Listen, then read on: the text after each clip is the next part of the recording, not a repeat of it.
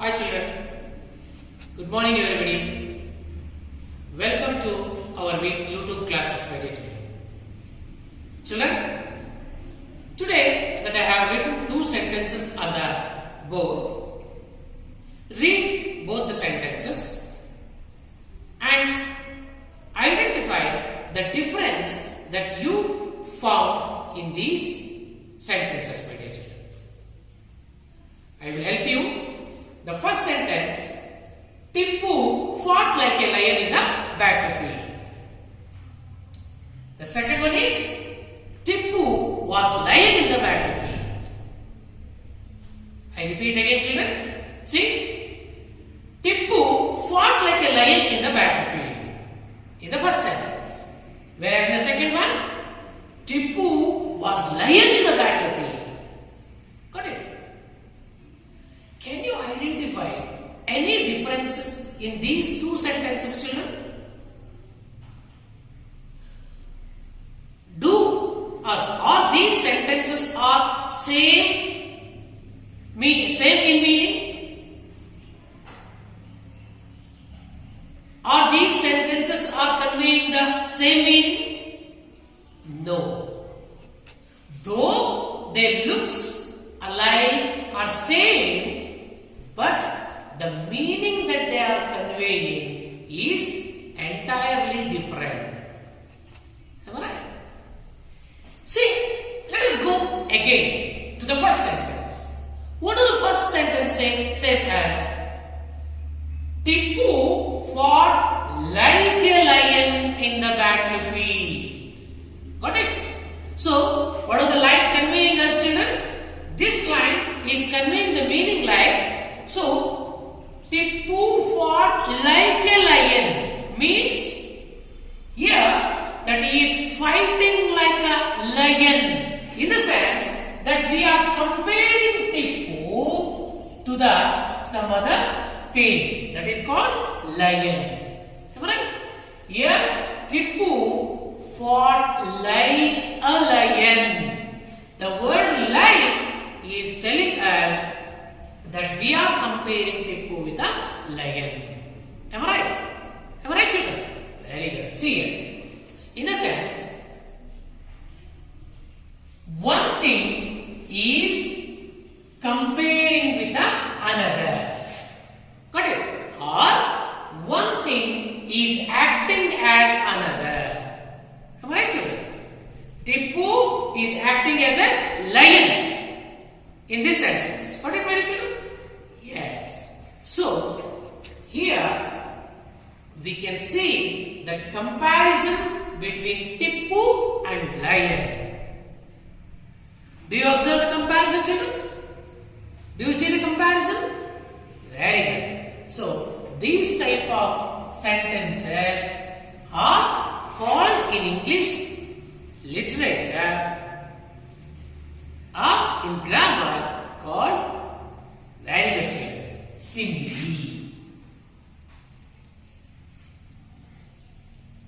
What do you call for these type of sentences, children?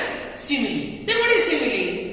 Simile is a comparison between the two distinct things. If we compare one thing with another, that is called simile. Got it, my dear children? Have you got an idea? Yes.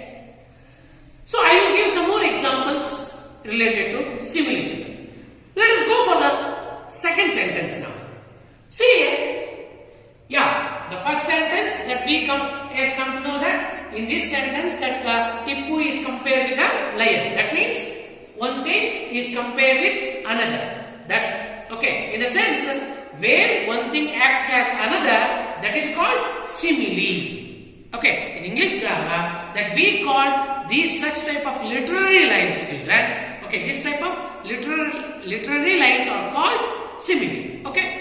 Let's go to the second one. Okay, what is there in the second sentence? Tippu was lion in the battlefield. Though they sound same, children, but the meanings are entirely different. Look at that. Tippu was lion in the battlefield. He is not like the lion. How he is?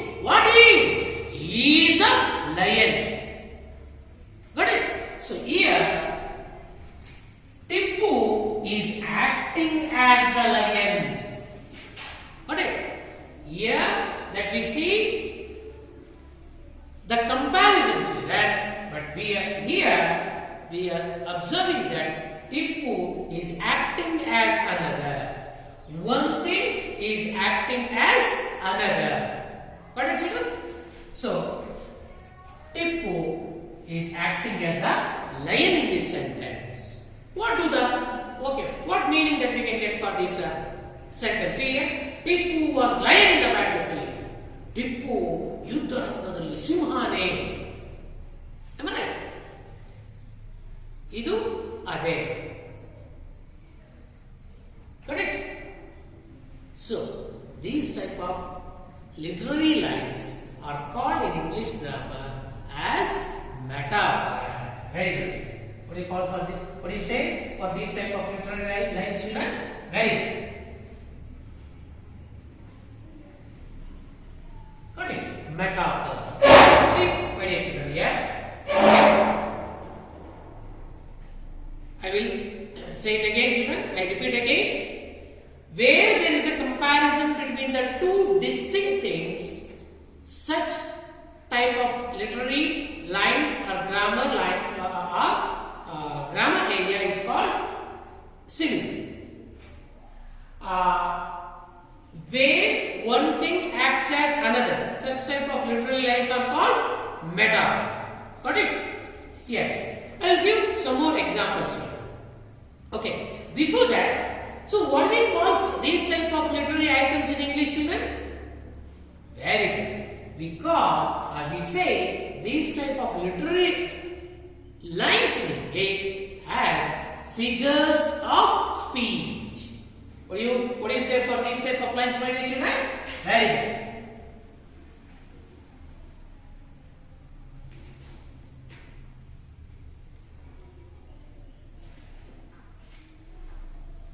Figures of speech. Keep in your mind, children. They may ask in your examination like this, children. How they ask the question regarding these figures of speech? They will give some lines. Okay.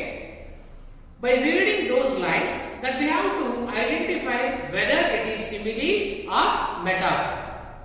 It doesn't mean that they ask only the simile and metaphor.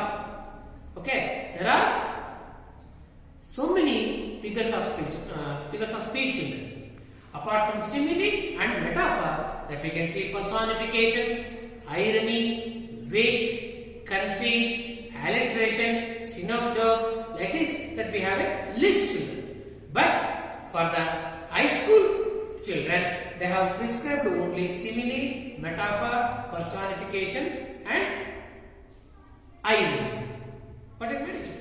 So, in this class that we have learned about simile and metaphor, in the next class let us study about or let us know about the remaining figures of speech. Okay. So now I am going to give a few more examples related to simile and metaphor. See,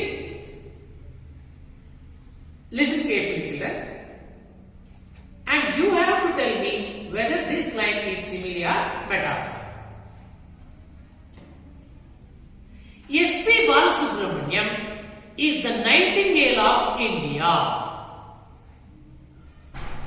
I repeat again. S.P. Balasubramaniam is the nightingale of India. Very good. SPB is acting as a nightingale. So it is a metaphor. Lata Mangeshkar sings like a nightingale. Well, that's a simile. The word like, has, so gives us the clues clues of comparison. Okay, it's not I am not giving you the shortcut, children. Okay, don't come to the conclusion by just don't come to the conclusion that if we use so, like, and has, that means simile. Okay, it doesn't mean that. It doesn't mean that the use of like, so, and yes, very good. Use of so, like, These are all the words used to use while comparing, but it is not. We can't use often. Okay. Apart from without using these words also, that we can compare the things together. Okay. Yes. Yes. I will give few more examples here. Yes. Camel is a ship of desert. Good. Camel is acting as a ship.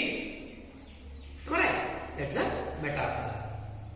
A famous line from Robert Burns' poem. My love is a red, red rose. Metaphor. She runs like a cheetah. Simile. So like this, I hope that you have understood the grammar item or grammar area of figure of speech. In that figure of speech that you might have, I hope that you have understood simile and metaphor. Okay, I briefly sum up again children. Okay, simile is just the comparison between the two things. Metaphor in the sense where one thing acts as another. Okay? Okay, so here there is a comparison between the two distinct things, and here two distinct things acts as one another in metaphor. Okay, children. So I hope that you have understood this topic today, children, because of some inconvenience of the time, and moreover because of that we have a program of 28th Shraddhanjali function in our school of our beloved Swamiji, Dr. Shivakumar Swamiji's program that we have now. That is why that we are making short our video. Otherwise, that you would have taken the 45-50 minutes video classes today. It's our duty to pray and remember the great personality of our institution today, children. Thank you.